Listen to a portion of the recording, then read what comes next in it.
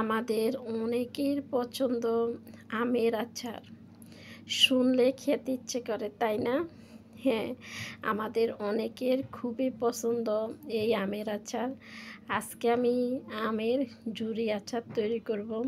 তবে আচারের আটিটা ফেলে দিব না, রেখে ঝুরি আচার তৈরি করব। আমার মনে হয় আচারের স্বাদটা লুকিয়ে থাকে এই আটির মধ্যে।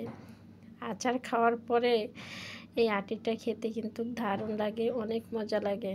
কার কাছে কেমন লাগে জানি না, তবে আমার কাছে অনেক ভালো লাগে। আজকে আমি যেভাবে আমের ঝুরি আচার তৈরি করব সবার সাথে শেয়ার করব। প্রথমে আমার আম লাগবে, আমি আম নিয়ে আসলাম। হ্যালো এভরিওয়ান, আসসালামু আলাইকুম। আমার নতুন আরেকটা ভিডিওতে তোমাদের সবাইকে জানাচ্ছি স্বাগতম। কেমন আছো তোমরা সবাই? আশা করি সবাই ভালো আছো। আলহামদুলিল্লাহ, আল্লাহর অশেষ রহমতে আমি ভালো আছি। আমার পরিবারের সবাইকে নিয়ে দোয়া করি তোমরা যে যেখানে থাকো সবাই ভালো থাকো, সুস্থ থাকো।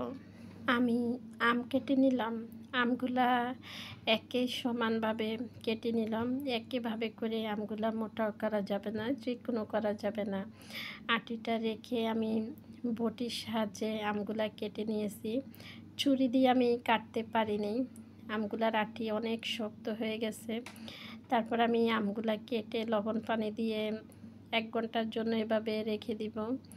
লবণ পানিতে আমটা ভিজিয়ে রাখলে আমটা টকটা একদম কমে যাবে।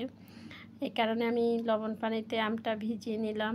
আমটা যখন আমি 1 ঘন্টা হয়ে গেছে একটা ঝুড়ির মধ্যে উঠায় নিলাম। যখন পানিটা ঝরে গেছে, এই আচারের মধ্যে পানি থাকা যাবে না, আমটা যেন একদম শুকনা শুকনা হয়ে যায়। তারপরে আমি আমটা ঝুড়ির মধ্যে উঠায় রাখলাম কিছুক্ষণ, পানিটা ঝরে গেছে। এবার আমি আমগুলোর সাথে চিনি মিক্স করে নেব। আমরা যারা আচার তৈরি করি তারা সবাই কম বেশ জানি এই আচারটা তৈরি করতে চিনির পরিমাণটা একটু বেশি দিতে হয়। তবে আমি আমার মিষ্টির পরিমাণটা দেখে আমি চিনিটা দিয়ে দিলাম। দিয়ে এবার আমি আমটা মাখিয়ে নিব। চিনি দিয়ে আম দিয়ে মাখিয়ে 1 ঘন্টার জন্য রেখে দিব।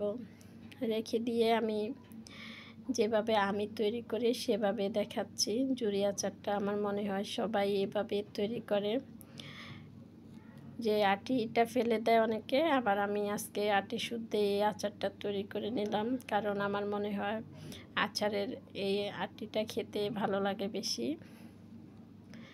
এবার আমি চিনিগুলো ভালো করে মিক্স করে নেব। মিক্স না করলে হবে, এভাবে রেখে দিলে হবে, কারণ চিনিটা গলা পর্যন্ত আমি অপেক্ষা করব। এভাবে মেখে রেখে দিব। চিনিটা যতক্ষণ পর্যন্ত না গলবে অতক্ষণ পর্যন্ত আমি আচার তৈরি করব না, এভাবে রেখে দিব। মাখানো হয়ে গেলে এবার আমি লবণ দিয়ে দিব। অনেকে আছে মিষ্টির মধ্যে লবণ খায় না, তবে আমার মনে হয় লবণ ছাড়া কোনো কিছু ভালো লাগে না। এই আচারটা কিন্তু অনেক মিষ্টি থাকে, কারণ এই আচারটা অনেক চিনির পরিমাণটা অনেক বেশি হয়। এই কারণে আচারটা কিন্তু অনেক মিষ্টি হয়। আর আমি পরিমাণ মতো লবণ দিয়ে দিলাম। লবণ দিয়ে আমি ঢাকনা দিয়ে ঢেকে রেখে দিব চিনিটা গলা পর্যন্ত। যখন চিনিটা গলে যাবে তখন আমি আচারটা তৈরি করব। আর আমার এখানে লাগবে মশলা। এখানে আমি 5 ফোড়ন নিয়েছি। 5 ফোড়নটা আমি এবার ভেজে নিব। চাইলে এটার সাথে গরম মশলা। 5 ফোড়নটা আমি খুবই কম আছে ভেজে নিব।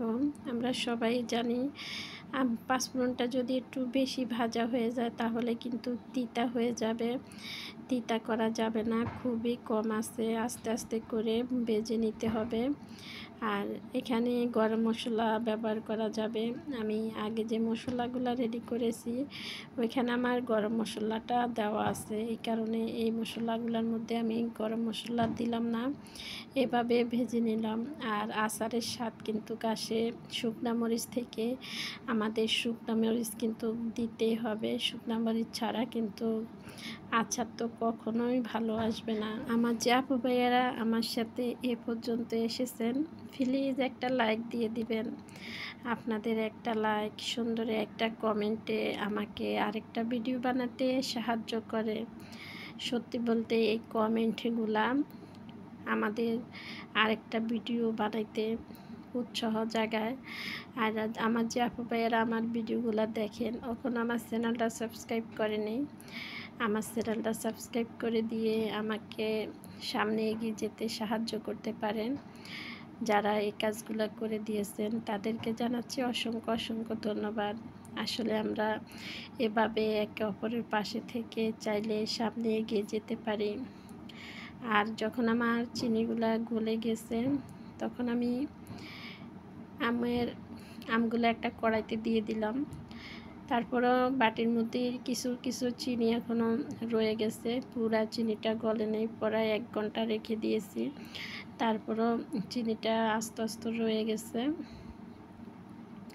এবার আমি একটা কড়াই বসাই, কড়াইয়ের মধ্যে দিয়ে চুলার আঁচটা দিয়ে দিলাম। আঁচটা কিন্তু বাড়িয়ে দিতে হবে, চুলার আঁচটা কম রাখা যাবে না। দেওয়ার কিছুক্ষণের মধ্যে বলক উঠে গেছে। আর এই আচারটা রেডি করতে একদমই সময় লাগবে না, খুবই কম সময় এই আচারটা তৈরি করে নেওয়া যাবে। আর এখানে আমি কালারের জন্য কিছুটা হলুদের গুঁড়া আর কিছুটা মরিচের গুঁড়া দিয়ে দিয়েছি।